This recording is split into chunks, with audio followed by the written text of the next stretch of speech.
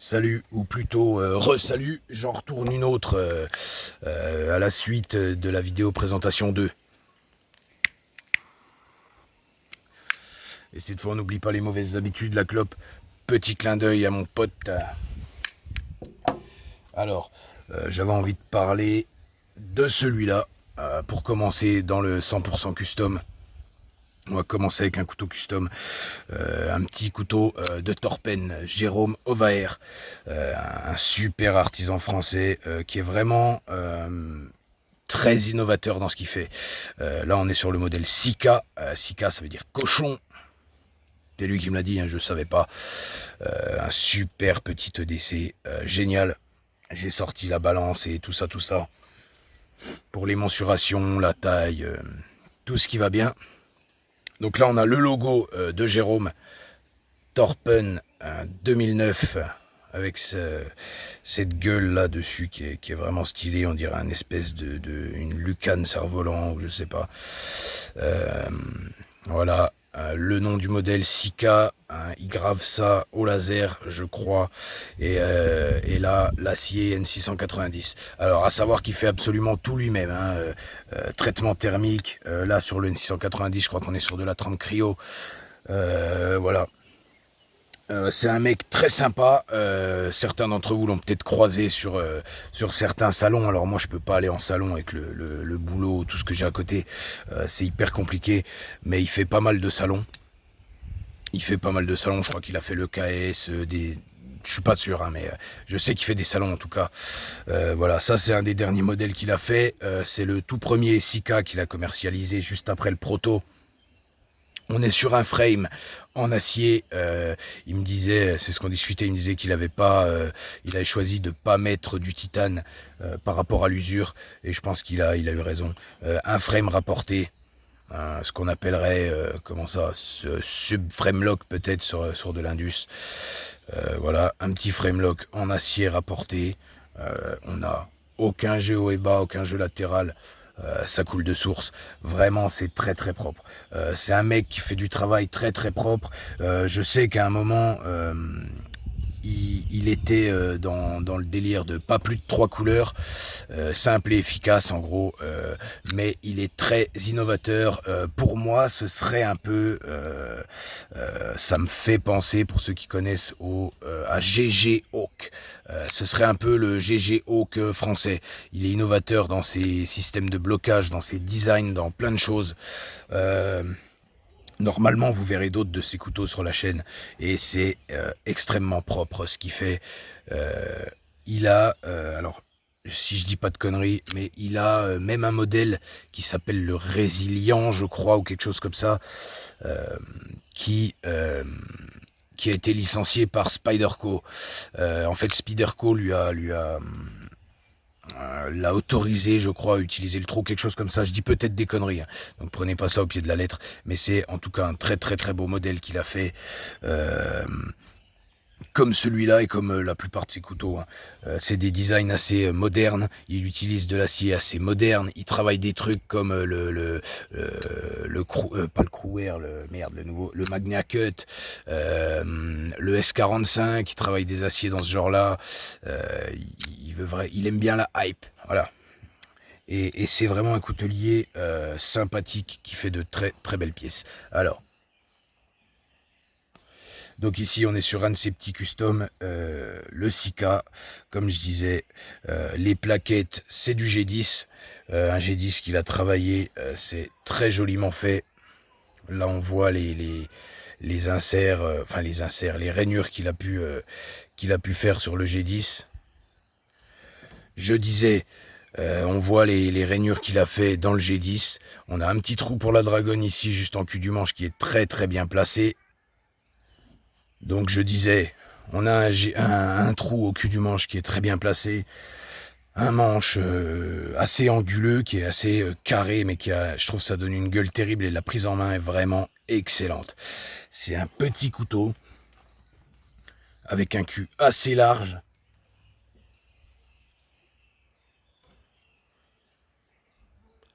Ça permet vraiment d'avoir une prise en main excellente. Les finitions, c'est du top de chez top.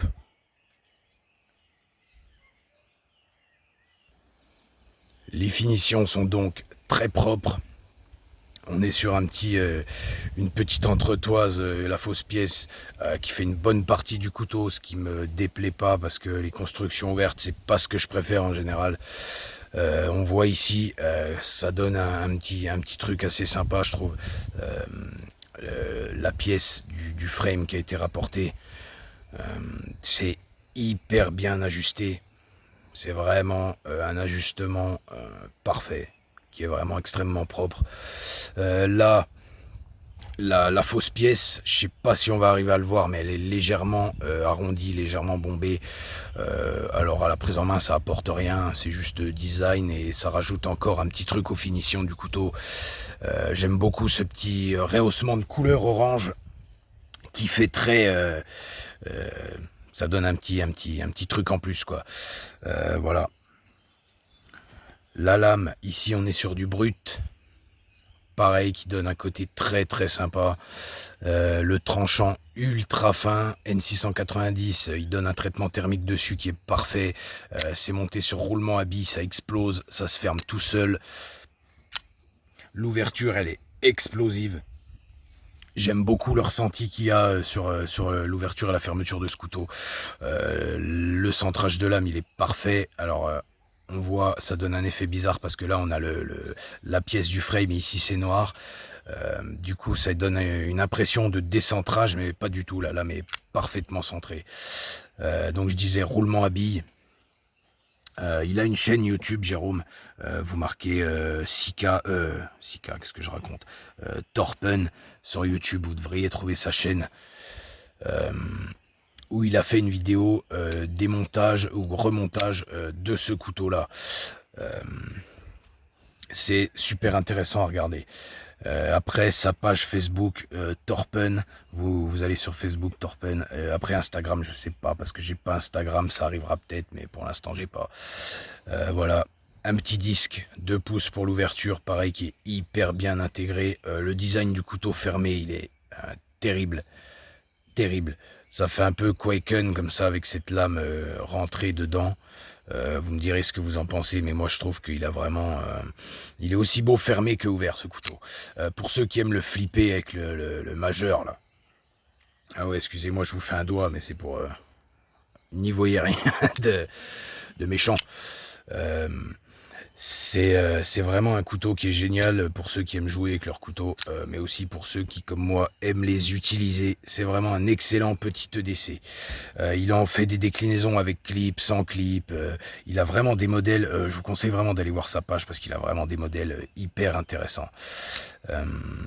Alors pour les prix, les couteaux d'artisan, comme d'hab, alors ceux qui cassent les couilles avec les prix, je tiens à vous dire direct, je vous emmerde et je reste poli. Je cherchais un autre mot un peu plus poli, mais je trouve pas. Parce que dès qu'on parle de prix sur un couteau artisanal, il y en a toujours qui sont là pour faire chier le monde. C'est incroyable, mais c'est comme ça. Il faut admettre que le nom du coutelier, c'est comme la peinture, comme des trucs comme ça. Le nom fait beaucoup aussi. Sur les groupes Facebook, on voit souvent des scandales par rapport au prix des couteaux. Je trouve ça un peu con, mais bon. De toute façon, la personne met le prix qu'il veut, et puis voilà. Hein, il le vend, il le vend. Il le vend pas, il le vend pas. Mais tout ça pour dire que c'est difficile de parler de prix sur des couteaux artisanaux, parce que... ça dépend beaucoup des matériaux, ça dépend de plein de choses. Contrairement à ce que beaucoup pensent, ça dépend pas du tout de la tête du client quand vous achetez un artisan. Alors après, entre particuliers, c'est autre chose. Il y a toujours des cons. Mais quand vous achetez un artisan, il a ses prix, mais ça dépend forcément des matériaux, de la finition, de tout ça, de tout ça. D'ailleurs, en parlant de finition, je sais pas si je vous l'avais dit, mais là, on est sur un brut et là, du stonewash. Tranchant rasoir de ouf. Ça tranche bien fort, une pointe bien efficace, bien effilée, mais qui reste assez solide, tout en étant fine. Le frame, il se désengage super bien. Et j'en étais donc au prix, pour le prix d'un modèle comme ça, pour les mêmes finitions que le mien et tout, aux alentours des 300, 350 €, quelque chose comme ça. Environ, ça dépend encore après où vous l'achetez. Si vous l'achetez par exemple sur une coutellerie en ligne ou des trucs comme ça, forcément le prix sera un peu plus haut. mais en général, ça va rester en dessous des 500 € pour un modèle comme ça. Et franchement, c'est un prix très correct pour du custom et pour ce que le couteau offre, quoi. Donc sur les Indus, quand j'oublie pas, je parlerai des prix. Les customs, si ça vous intéresse de savoir les prix, je vais bien en parler, mais s'il y a des casse-couilles, ça va... Enfin, on va arrêter là-dessus. Hop là, voilà que je tape dans la table. Je crois que j'ai tout dit à propos de ce petit Sika de Jérôme, alias Torpen. Un excellent petit couteau, j'y ai mis une petite perle au cul. Et voilà, donc ça c'est de l'EDC qui plairait vraiment à beaucoup de monde parce qu'on est sur du custom qui reste abordable et on est vraiment dans les petits couteaux à la mode de maintenant, je trouve, quoi.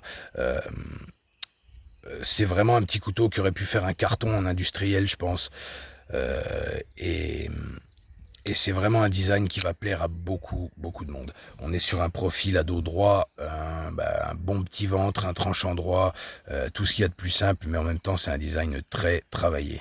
Voilà. Vous me direz ce que vous en pensez. N'hésitez pas à aller voir la page de Jérôme. Et on se finit sur les dimensions et on arrête là. Alors, on est sur 7 cm de tranchant, donc ça reste une bonne taille en EDC. Pour aller à peine moins de 7,5 de lame. On a une bonne optimisation du tranchant et on peut vraiment se rapprocher pour bosser avec, c'est super. Taille complète, ouais, à peine moins de 17 cm. Et la taille fermée, hop, 9,5 en gros. Voilà. Donc ça reste un couteau très compact. Et en plus, et ça va plaire à pas mal, très léger. Je sais pas si on va voir quelque chose. Alors vous voyez que dalle, moi je vois un peu.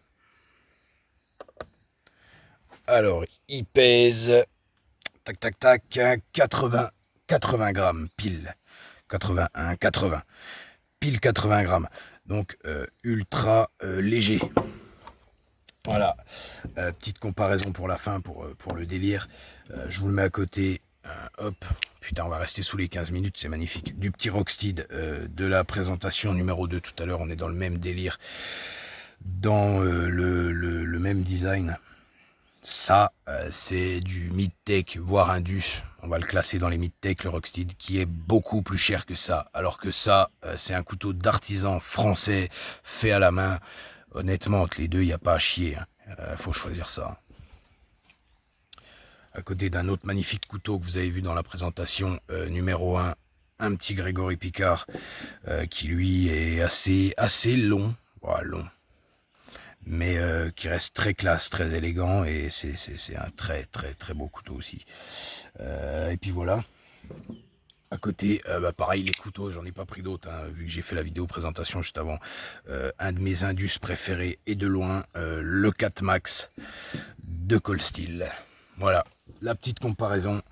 Je vous laisse là-dessus et puis voilà. À bientôt pour de nouvelles aventures.